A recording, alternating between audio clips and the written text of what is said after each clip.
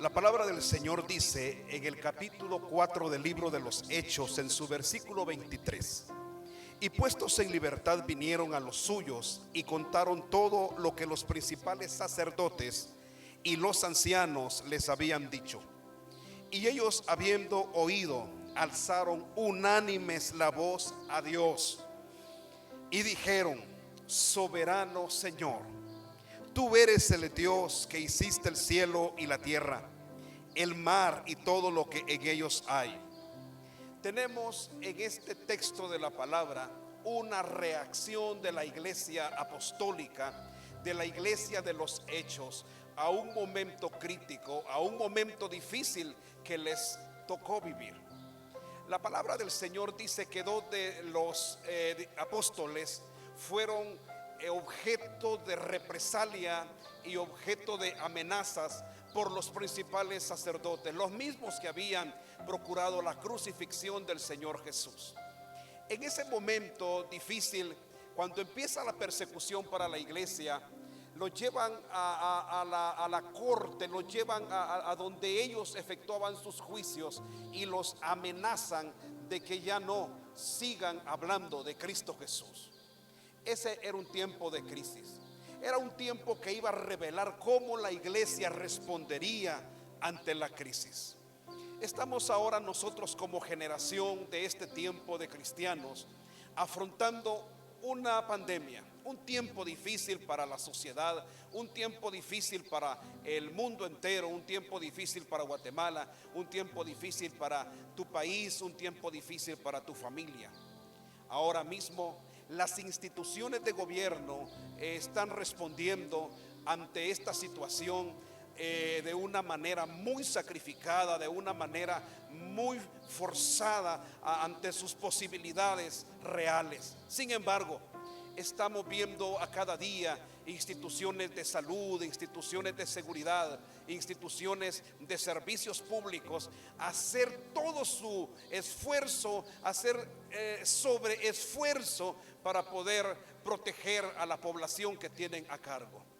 Pensando en esto, meditaba sobre la respuesta institucional de la iglesia, y sobre esto quiero ahora mismo abordar en esta reflexión bíblica, la respuesta institucional, porque somos la institución de Cristo, somos la institución del cielo, somos la institución que representa el evangelio de Cristo Jesús en este tiempo. Y si las instituciones de gobierno están respondiendo porque el gobierno les ha pedido, sus ministros, sus líderes les han pedido que respondan de manera óptima, quiero que pensemos cómo nosotros estamos respondiendo como institución que obedecemos al Rey de Reyes y Señor de Señores. ¿Estamos nosotros respondiendo de acuerdo a nuestros fines institucionales? ¿Estamos nosotros respondiendo de acuerdo a nuestros objetivos, a nuestra misión y visión como iglesia? ¿Está la iglesia ahora mismo dando la talla, respondiendo como debe de responder ante la sociedad, ante Dios y ante ella misma? El capítulo que leíamos habla de una de las primeras crisis que la iglesia enfrentó.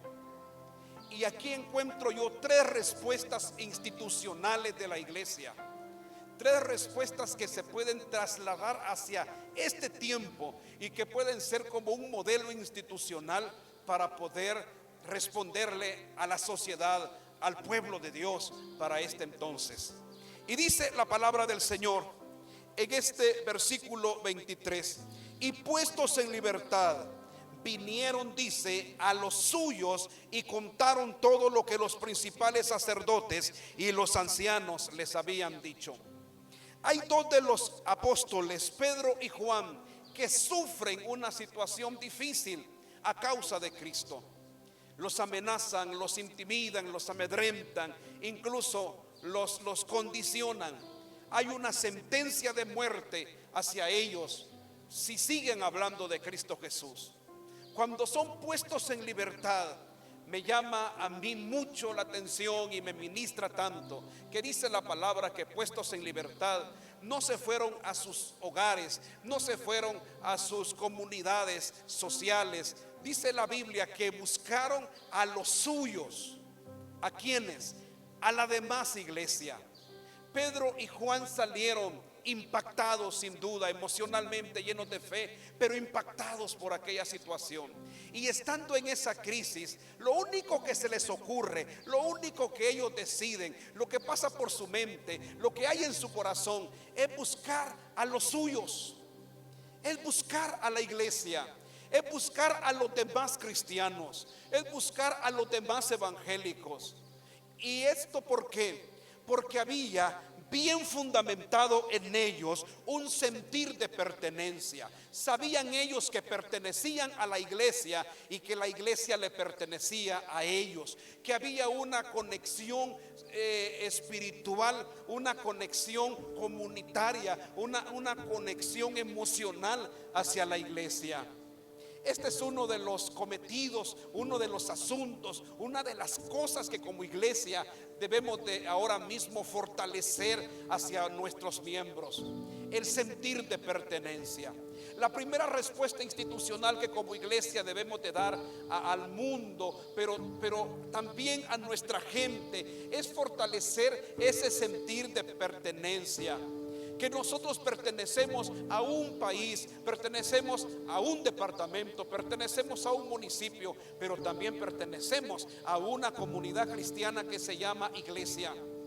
Y es el tiempo para que la iglesia esté viviendo el mejor tiempo de hermandad, el mejor tiempo de amor fraternal, el mejor tiempo de amor de hermanos.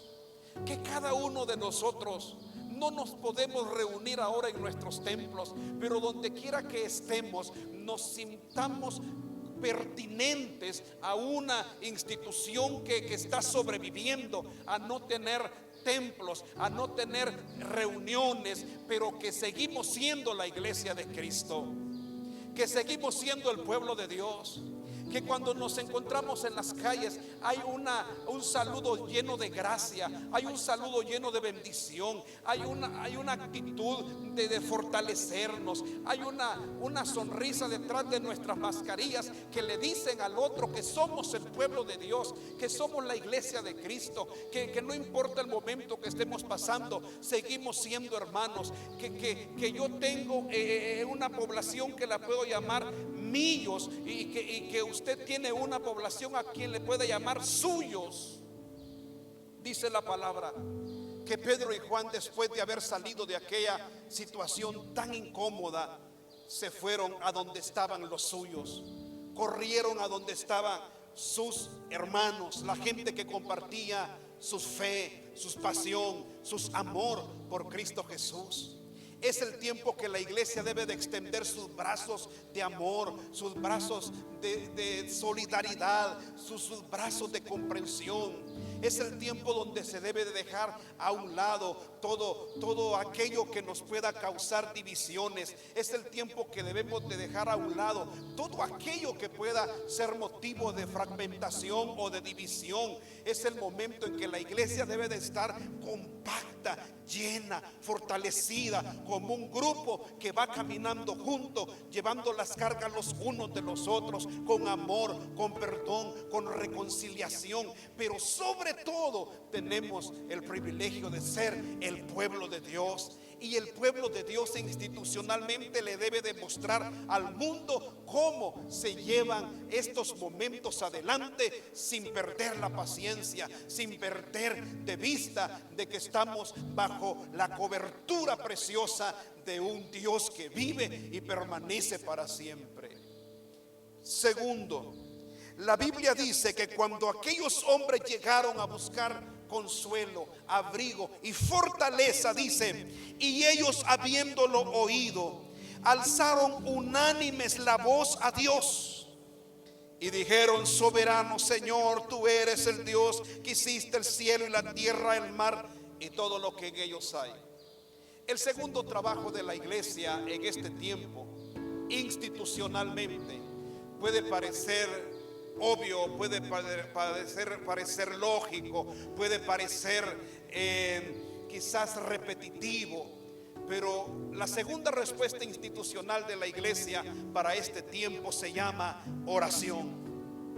Aquellos, después de haber escuchado lo difícil que fue para sus dos apóstoles, para sus dos líderes ser intimidados, no hicieron otra cosa, no se les vino a la mente otra situación sino orar. Orar, la práctica más efectiva a lo largo de los años, la práctica más gloriosa a lo largo de los años, y que la vemos en el Antiguo Testamento y que la vemos en el Nuevo Testamento, que el pueblo de Dios puso en práctica cuando se encontró en diferentes crisis, fue orar. Orar. De tal manera que como institución nosotros no tenemos una respuesta que no sea orar. Este es el tiempo que la iglesia tiene que orar. Este es el tiempo que el cristiano tiene que orar. Este es el tiempo que el líder cristiano, que el pastor, que la familia cristiana tiene que orar. Estamos viviendo un tiempo donde sin oración difícilmente vamos a sobrevivir. Sin búsqueda de Dios, sin sacrificio delante de Dios a cada día, no vamos a salir adelante. Las instituciones de gobierno, las instituciones de los países tienen sus aspectos fuertes. El aspecto fuerte de la iglesia es orar. La Biblia dice que en el Antiguo Testamento se le llamó al pueblo a orar. Se le llamó al pueblo a clamar, se le llamó al pueblo a arrodillarse, a humillar su rostro. Si se humillare mi pueblo sobre el cual mi nombre es invocado, y oraren, dice la palabra.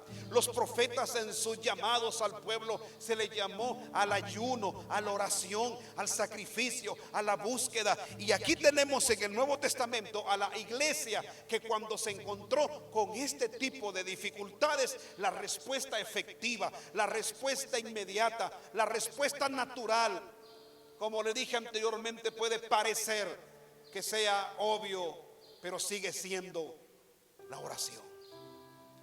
La respuesta de la iglesia es orar. La respuesta de la iglesia es clamar. La respuesta de la iglesia es pedir. Y dice la palabra del Señor que cuando aquellos hubieron orado, dice la palabra, el lugar en donde estaban, dice la Biblia, amados hermanos, que tembló.